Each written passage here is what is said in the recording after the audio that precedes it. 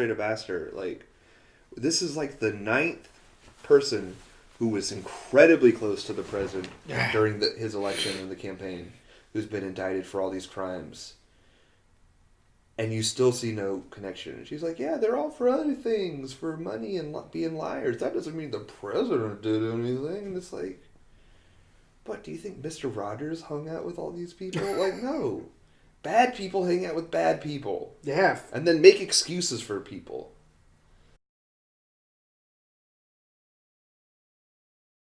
Is there any movie thing to talk about in general? We got no super stuff. The new trailer for... Oh, no, we already saw that. Yeah, we already talked about that. Did we talk about Spiderman? Because you hadn't seen it yet, and I didn't have power. Oh, that's right. Yeah. Well, you've watched it by now. I watched it, yeah. Want to talk about that? Sure. Actually, can we watch it again? It's been a minute since I've watched it. Okay. Yeah, we can watch it. Is that good? Is it off? What? The camera? The framing? Yeah. We're fine. Who gives a shit? No one watches this. So Sean McVay, as we've already expressed. Yeah, right. Yeah, Sean McVay, fucking... Shout out. Keep Talib, great friend of the pod. Fucking Wade Phillips. Uncle Wade. I was about to ask if does Keep Talib have any friends? Dude, so I found out that my brother's godfather, or padrino, so like, you know. Oh yeah, that's more clarifying. Padrino, okay. I know what Whatever. Godfather Alright, is. fine. Padrino, my brother's padrino, is actually like really good friends with Talib. That's cool. Yeah. He like lives in so he used to live in Dallas. He's from Denver. But when, of course, my dad like was friends with him and he like lived in Austin. Long story short, essentially the time that Talib's brother got arrested in Dallas, but the Dallas PD like was being jackasses, and so they saw Talib on the license, so they're like, we arrested to keep Talib, and blah blah, and made it public. Was when Talib was with the Broncos this year that they won the Super Bowl, and he was like, hey, I need like a good lawyer. He apparently like went to my brother's padrino's like lawyer office or whatever, or law firm. And just by happenstance, my brother's padrino was talking to his mother, and then Talib comes in, and my brother's padrino doesn't know who the hell like he is, and he's just like, oh yeah, blah blah blah. They talk business, this and this, and at the end he's like, hey yeah, so it's gonna be here, and he just drops like a pound weight credit card on the thing. He's like, yeah, just put it on there. And it's like gold plated whatever credit card. And then when he leaves, the head of law firm comes up to my brother's padrino. He's like, yeah, that's Aqib Talib. Like, he plays for the Denver Broncos. He's like, oh, okay, cool. And like they ended up just like being friends after that. So cool story. Pretty fun. Yeah. So Talib Always got to get in with the mom. Yeah. Dude, for real. Yeah, man. Oh yeah. So, on the same note, the Spider-Man trailer's out. And Speaking of Keep Talib, Spider-Man Far From Home. Speed bumps and all. Yeah, so the Spider-Man trailer's been out for about a week and a half. I don't know, something like that. Excuse me. And, yeah, we just rewatched and made sure that we remembered everything. How do you feel about it? I think it's going to be better than the first one. I felt the first one was extremely overrated. I liked it. I enjoyed it. I don't know. I felt like it was extremely overrated. Like, I watched it, and it might have been that I just got super hyped up for it and excited. I watched it, and I was like, B-movie. Good B-movie.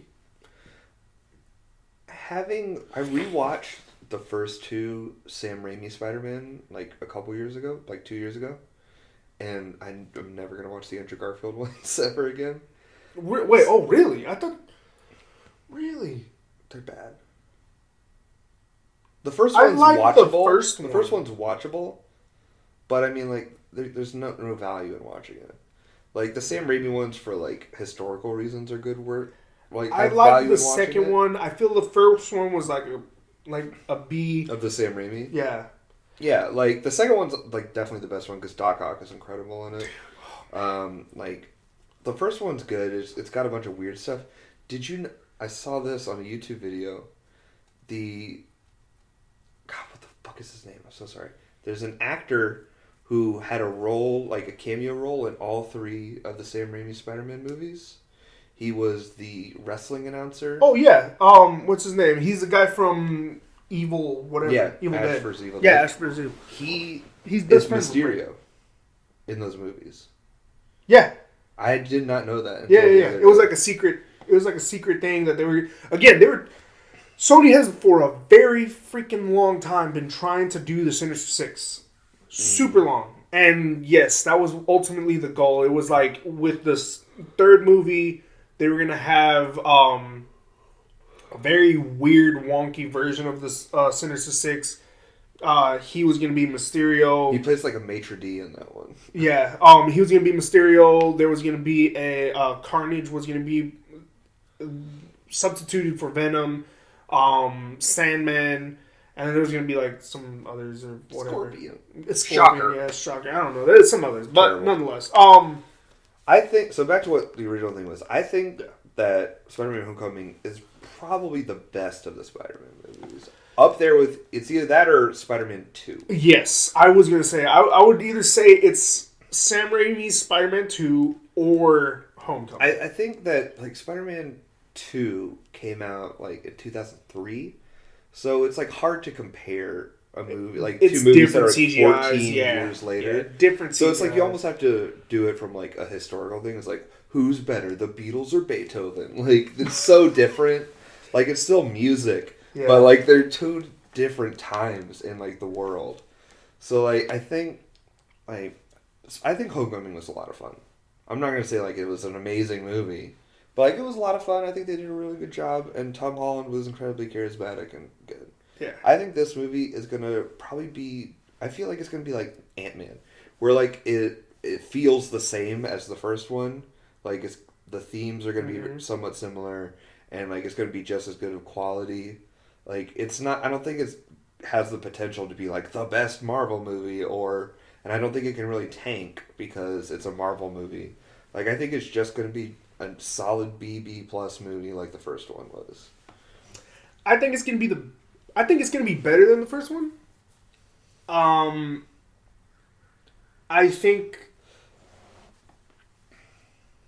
think it has potential to be the best Spider-Man movie.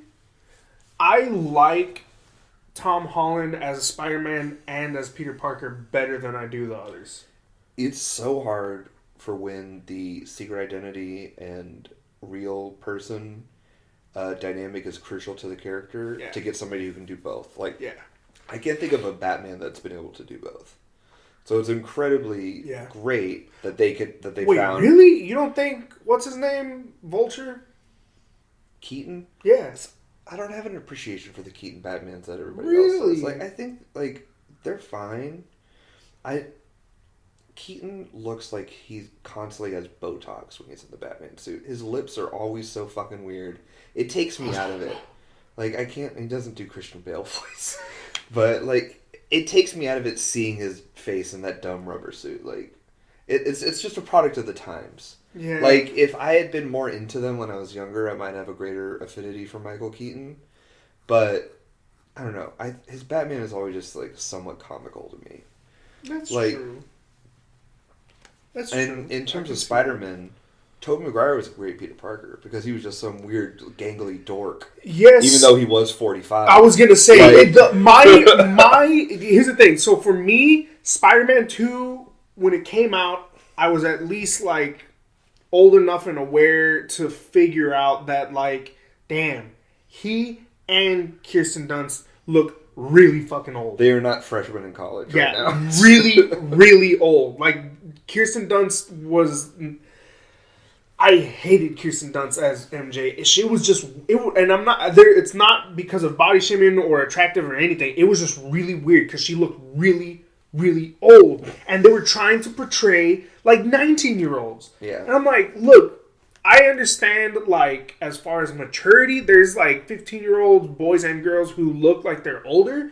But, like, no. She looked like they were, she and Parker McGuire both looked like they were in their 30s. That's probably also part of why that scene in Spider-Man 3 is so atrocious.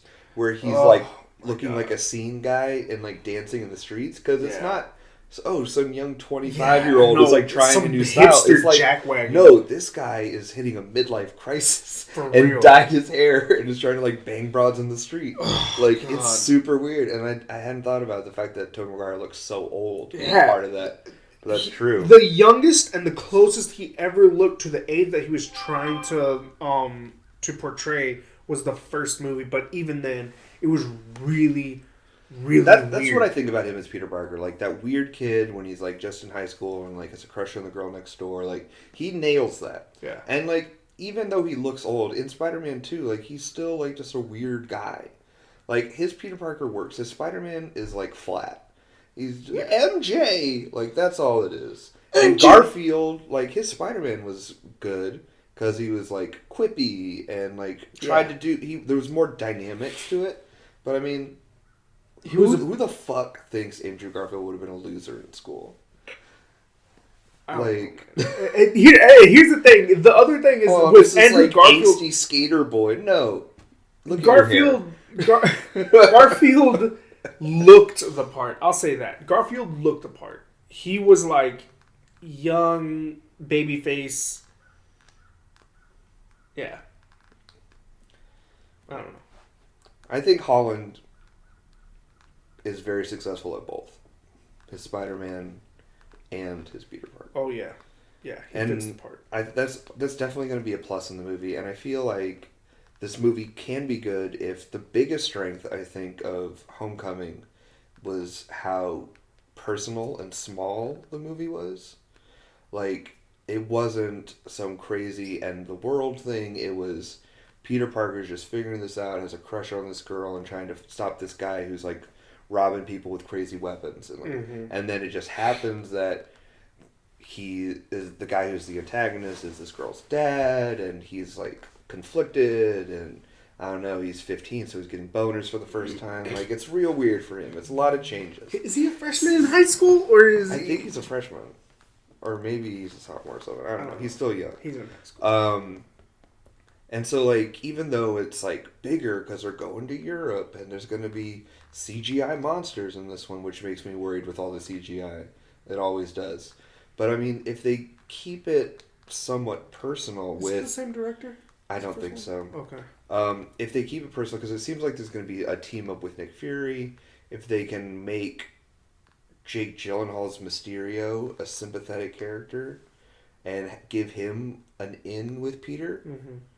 and make that connection matter, I think this movie can succeed. If it's just bad guys fights in CGI where they're punching each other while they're falling or something, like, it's not going to be great. Very dangerous, yeah.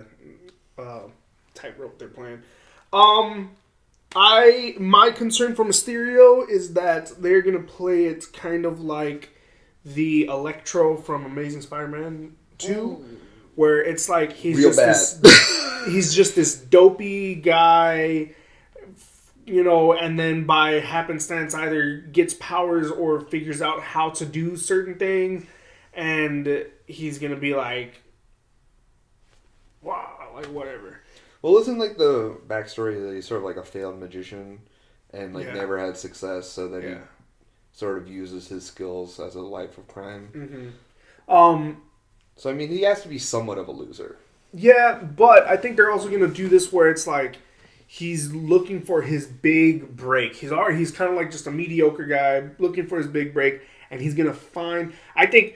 So, apparently, this movie's going to spoil a lot for Endgame. Well, it comes after, so... Yeah, no, and apparently it also happens like 30 minutes after Endgame ends. Because, like, Spider-Man at the beginning of Infinity War is like, yeah, I'm on a bus going on a field trip. That's right. And so he may just be like on a bus to the airport. Yeah. At the start of this. That's true.